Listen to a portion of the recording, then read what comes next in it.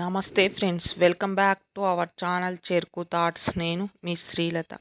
ఇప్పుడు మనం indoor Chinese recipe అయినటువంటి షెజ్వాన్ చట్నీని ఎలా ప్రిపేర్ చేసుకోవాలో చూద్దాం.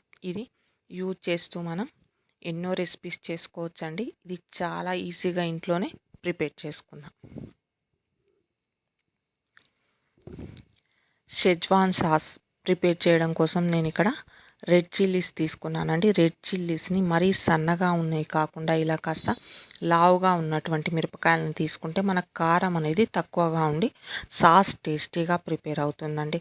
ఇలా చిల్లీస్ తీసుకొని వాటిని తొడిమెలు తీసుకొని ఒక బౌల్లోనికి ట్రాన్స్ఫర్ చేసుకొని ఒక 2 గ్లాసెస్ వాటర్ తీసుకున్నానండి. నేను ఇక్కడ 2 గ్లాసెస్ వాటర్ తీసుకొని ఒక హాఫ్ అన్ అవర్ రెస్ట్ ఇద్దాం. మనకు మిరపకాయలు అనేవి బాగా నానిపోతాయి. చూడండి, ఇలా నేను 2 గ్లాసెస్ వాటర్ కూడా యాడ్ చేసుకొని ఒక హాఫ్ అన్ అవర్ రెస్ట్ ఇచ్చానండి. హాఫ్ అన్ అవర్ రెస్ట్ ఇచ్చిన తర్వాత మనం ఈ మిరపకాయల్ని కూడా కుక్ చేసుకుందాం.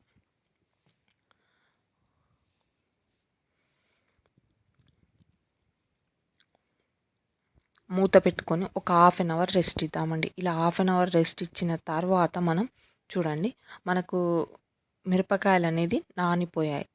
నానినటువంటి మిరపకాయలని స్టవ్ పైన పెట్టుకొని కుక్ చేసుకుందాం.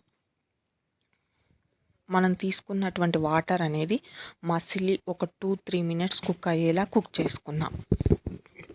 చూడండి, వాటర్ అనేవి రోలింగ్ బాయిలింగ్ అవుతున్నాయి కదా.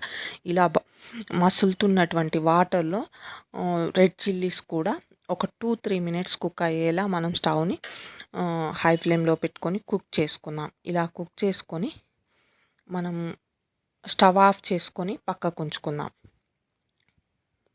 స్టవ్ ఆఫ్ చేసుకొని పక్కకు ఉంచుకొని ఇవి చల్లారనివ్వండి. చల్లారిన తర్వాత మనం వీటిని గ్రైండ్ చేసుకుందాం. చూడండి, ఇప్పుడు మనకు కంప్లీట్ స్టవ్ ఆఫ్ చేసుకొని తీసుకున్నాం. చూడు, వాటర్ అనేది మనకి ఇలా కలర్ చేంజ్ అవుతుంది.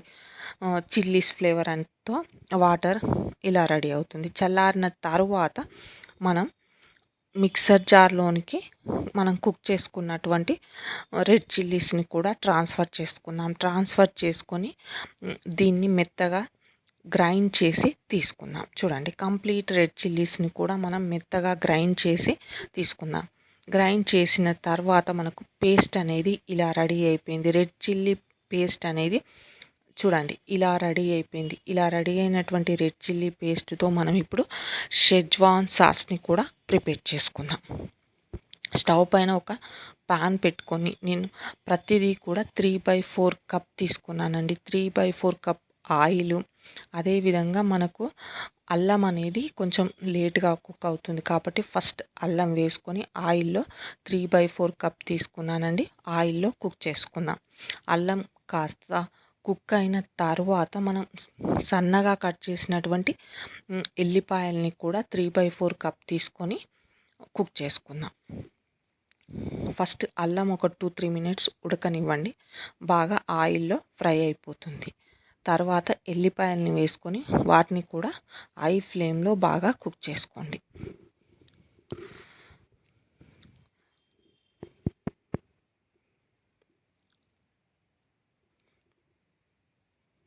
దీనిలోనికి సెలరీ కాడల్ని వేసుకుంటారండి, కానీ నేను ఇక్కడ కొత్తిమీర కాడల్ని కూడా సన్నగా కట్ చేసి తీసుకున్నాను. వాటిని కూడా మనం ఆయిల్లో హై ఫ్లేమ్లో కుక్ చేసుకుందాం. ఇవి బాగా కుక్ అయిన అంతవరకు కూడా మనం కుక్ చేసుకొని ముందుగా గ్రైండ్ చేసి ఉంచుకున్నటువంటి రెడ్ చిల్లీ పేస్ట్ను కూడా యాడ్ చేసుకుందాం. కంప్లీట్ మనం పేస్ట్ చేసుకున్నటువంటి రెడ్ చిల్లీ పేస్ట్ను కూడా ప్యాన్లోనికి తీసుకొని నేను 2 టీ స్పూన్ సాల్ట్ తీసుకున్నానండి. ఫస్ట్ ఒక టీ స్పూన్ వేసుకున్నాను, తర్వాత ఒక టీ స్పూన్. అదేవిధంగా మనం అనాస పువ్వు పౌడర్, స్టార్ ఫ్లవర్ అంటారు కదా, ఆ అనాస పువ్వుని కూడా మనం పౌడర్ చేసి ఒక 1/2 టీ స్పూన్ అలా వేసుకున్నానండి. 3 టీ స్పూన్స్ వెనిగర్ కూడా యాడ్ చేసుకుందాం. అనాస పువ్వు పౌడర్ వేస్తే మంచి ఫ్లేవర్ వస్తుందండి. అది చాలా, మీరు పౌడర్ ప్రిపేర్ చేసేటప్పుడు ఎంత మంచి స్మెల్ ఉంటుందో అర్థమవుతుంది. చాలా మంచి టేస్ట్ మనకు అనేది వస్తుంది. సో వీటన్నింటిని కూడా మనం కలుపుకొని కుక్ చేసుకుందాం. ఇది ఉడికేటప్పుడు చిన్నగా పైకొస్తుంది కాబట్టి మూత పెట్టుకొని కుక్ చేసుకోండి. కారము సో మీద పడుతుంది. కంపల్సరీ మూత పెట్టుకొని కుక్ చేసుకోవాలి. మనం తీసుకున్నటువంటి వాటిని బాగా కలుపుకొని దీనికి మూత పెట్టుకొని ఒక 3-4 మినిట్స్ కుక్ చేసుకుంటే సరిపోతుంది. చూడండి మనకు ఇప్పుడు కుక్ అయింది కదా, ఆయిల్ అనేది కాస్త పైకి వచ్చేసింది. దానిలోనికి 1 టీ స్పూన్ సోయా సాస్ని, అదేవిధంగా మీరు బాయిల్ చేసినప్పుడు మిగిలినటువంటి వాటర్ని మిక్సర్ జార్లోనికి వేసుకున్నానండి. సో అందుకే ఆ కలర్ ఉన్నాయి. మిక్సర్ జార్లోనికి వేసుకొని ఆ వాటర్ని కూడా కంప్లీట్ మిగిలినటువంటి వాటర్ అన్నీ కూడా తీసుకున్నాను. ఇలా ఈ వాటర్ అన్నీ కూడా దగ్గరికి అయ్యేంత వరకు కూడా మనం కలిపి మూత పెట్టుకొని కుక్ చేసుకుంటే సరిపోతుంది. ఎక్కువ వాటర్ తీసుకోవాల్సిన అవసరం లేదండి. మనం ఫస్ట్ తీసుకున్న 2 గ్లాసెస్లోనే మిగిలినటువంటి వాటర్ని మాత్రమే యాడ్ చేసుకొని మనం కుక్ చేసుకుంటే సరిపోతుంది. ఆయిల్ అనేది పైకి వచ్చేంత వరకు కూడా కుక్ చేసుకోండి. ఒక 5 మినిట్స్ అలా కుక్ చేసుకుంటే సరిపోతుంది. 5-10 మినిట్స్లో మనకు ఆయిల్ అనేది కంప్లీట్ పైకి వస్తుంది. వచ్చేంత వరకు కూడా కుక్ చేసుకోండి. చూడండి ఇప్పుడు నేను టేస్ట్ చూసి 1 టీ స్పూన్ సాల్ట్ను కూడా యాడ్ చేసుకున్నాను. కంప్లీట్ 2 టీ స్పూన్స్ అండి. ఫస్ట్ 1 టీ స్పూన్, ఇప్పుడు ఒక 2 టీ స్పూన్ సాల్ట్ను కూడా యాడ్ చేసుకున్నాను. చూడండి ఇలా మనకు ఆయిల్ అనేది లైట్గా పైకి వచ్చేసింది. అంతవరకు కూడా మనం కుక్ చేసుకోవాలి.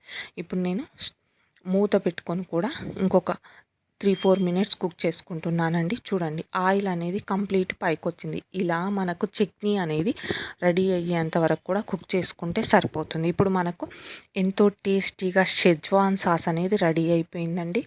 దీన్ని మనం మిగతా రెసిపీస్కి కానీ, దోశ పైన కానీ, మంచూరియా లాంటివి ప్రిపేర్ చేసుకున్నప్పుడు కానీ, ఏవైనా ఇండోర్ చైనీస్ రెసిపీస్ ప్రిపేర్ చేసుకున్నప్పుడు దీన్ని యూజ్ చేసుకోవచ్చండి. ఎంతో టేస్టీగా ఉంటుంది. ఇది 1 మంత్ వరకు, బయట అయితే 1 మంత్ వరకు స్టోర్ చేసుకోవచ్చండి. అదే ఫ్రిడ్జ్లో అయితే ఒక 3 మంత్స్ స్టోర్ చేసుకొని కూడా మనం యూజ్ చేసుకోవచ్చు.